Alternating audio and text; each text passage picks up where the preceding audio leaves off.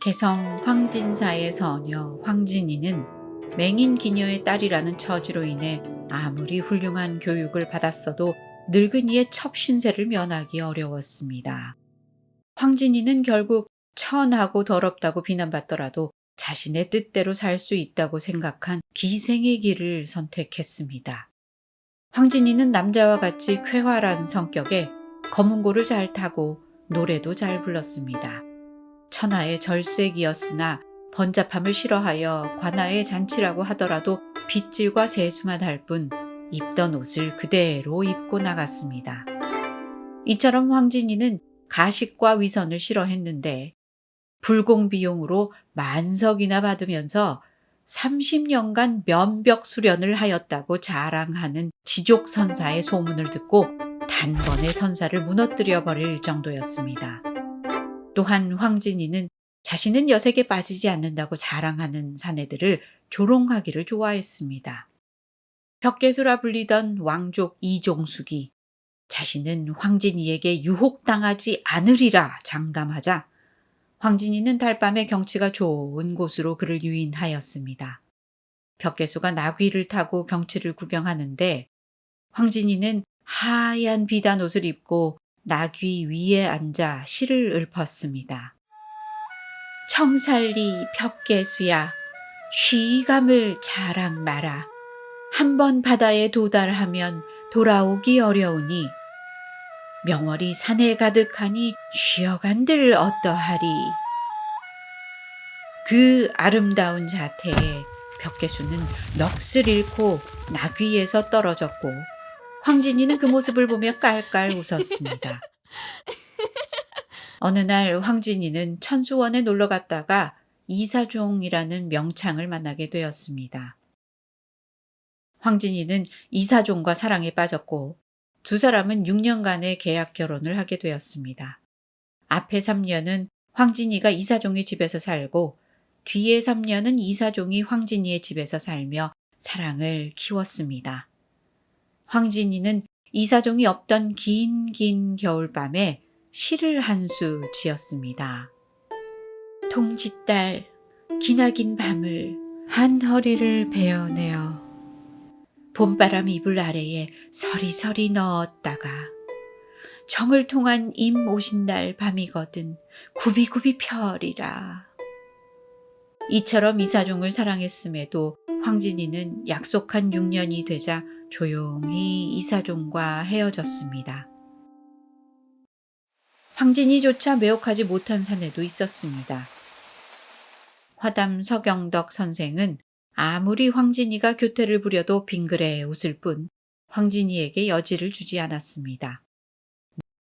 누구보다 자유롭고 동시에 누구에게도 고개를 숙이지 않던 황진이는 이에 화담 선생을 성인이라 일컬으며 죽을 때까지 선생을 스승으로 모셨다고 합니다. 황진이의 탄생과 죽음은 모두 베일에 가려 있습니다. 그 출신에 대해서도 개성에 살던 눈먼 여자의 딸, 빨래하던 아름다운 여자의 딸, 기생의 딸, 황진사가 둔 첩의 딸 등 의견이 분분합니다. 나이 15세 황진이를 사랑하다 못해 이웃집 남자가 상사병으로 죽자 그 충격으로 기생이 되었다는 설화가 유명하지만 이 또한 구체적인 근거는 없습니다. 다만 한음 이덕형이 쓴 송도기, 이긍익이 쓴 열려실 기술 등의 기록들을 토대로 살펴보면 아름다운 외모와 훌륭한 음악적 재주, 호탕하고 자유분방한 성격 등을 공통으로 찾아볼 수 있습니다.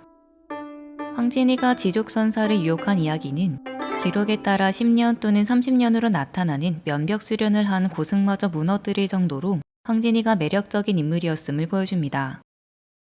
동시에 지족선사가 개성의 무언 인형극인 만석희의 모티프가 되었고 그 이유가 황진이에게 미혹되어 파괴했다는 설, 불공비용을 만석이나 받은 것을 욕하기 위해서라는 설이 있는 만큼 황진이가 그를 유혹한 것에는 비판과 조롱의 의도가 있었을 것으로 추정됩니다. 황진이의 한 시와 시조는 청구영원과 같은 여러 시가집에 기록되어 있습니다. 그중 대표적인 노래인 청살리 벽개수야는 세종대왕의 증손자인 이종숙과의 이야기를 배경설화로 두고 있습니다. 이종숙은 호가 벽개이고 벼슬이 종사품인 수여서 벽계수라고 불렸다고 합니다. 황진이는 이 별칭과 동음 이의어인 벽계수, 즉 푸른 시냇물을 활용하여 중의적인 시를 지었습니다. 표면적으로 이 시의 화자는 산속에 흐르는 푸른 시냇물을 보면서 바다에 도달하면 강이 끝나는 것이니 천천히 흐르기를 바라고 있습니다. 여기서 밝은 달, 즉 명월은 황진이의 기명입니다. 벽계수를 이종숙으로 명월을 황진이로 바꾸어 생각한다면 이 시는 아주 다르게 해석됩니다. 끝없이 흐르는 강물은 인생을 상징할 때가 많은데 그렇다면 강물이 끝나는 지점인 바다는 사람에게 죽음과 같을 것입니다. 황진이는 한 번 죽으면 끝이라는 무상감을 말하면서 헛되이 시간을 흘려보내지 말고 자신과 즐겁게 놀아보자는 메시지를 전달하고 있습니다. 한편 이사종과의 연애는 유몽인의 어우야담에 실려 있습니다. 기생으로서의 신분 때문인지 황진이는 이사종과 6년의 기한을 정해서 살고 나서 부부 생활을 청산하고 맙니다. 이들의 사랑 속에서 탄생한 시는 황진이의 대표작이 되었습니다. 동짓달은 동지가 든 달로 음력 11월을 말합니다. 동짓달의 밤은 1년 중 가장 길기 때문에 의미 없어 길게 느껴지는 밤을 더 괴롭게 합니다. 반대로 이미 오신 날 밤은 짧게만 느껴지니 이 긴 밤을 잘라 보관했다가 이미 오신 날 밤에 이어붙여 임과의 밤을 즐기겠다는 참신한 발상이 돋보입니다. 이와 함께 가장 추운 동짓달 밤과 봄바람과 같은 따뜻한 이불, 의미 없는 긴 밤과 임과 함께하는 짧은 밤, 국수 사리처럼 돌돌 말아 넣은 모습과 강물처럼 굽이굽이 펼쳐지는 모습의 대조가 뚜렷하게 드러나 강렬한 느낌을 주고 있습니다. 어로우는 얼다 또는 어르다의 활용형입니다. 중세국어에서 이 단어는 현대어 어른의 원형으로 배필로 삼다, 남녀간에 교합하다의 뜻이었습니다. 그래서 이 시는 마지막 행에 어로님을 배치하여 부부와도 같이 지낸 임에 대한 깊은 정을 잘 드러내고 있습니다.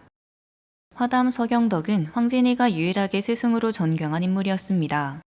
화담 선생은 조선시대의 유명한 소설 전우치전에도 등장하는데 그 작품에서 선생은 전우치보다 뛰어난 도수를 부려 잘못된 길로 빠지는 전우치를 교화하는 역할을 합니다. 화담 선생은 성리학의 대가였고 선비다운 지조가 있던 사람인데 이처럼 도술까지 부리는 인물로 등장한 것은 황진이 설화와 함께 그의 명성이 퍼져나가면서 거의 신격화된 까닭으로 보입니다. 황진이는 신분상의 한계로 인해 수많은 제약 속에서 살 운명이었으나 그 속에서도 자신의 뜻을 꺾지 않으며 많은 이야기와 시를 탄생시켰습니다. 이런 점에서 황진이는 열렬한 사랑과 그리움, 날카로운 비판과 풍자 등을 멋지게 드러낸 당당한 예술가였다고 할 수 있습니다.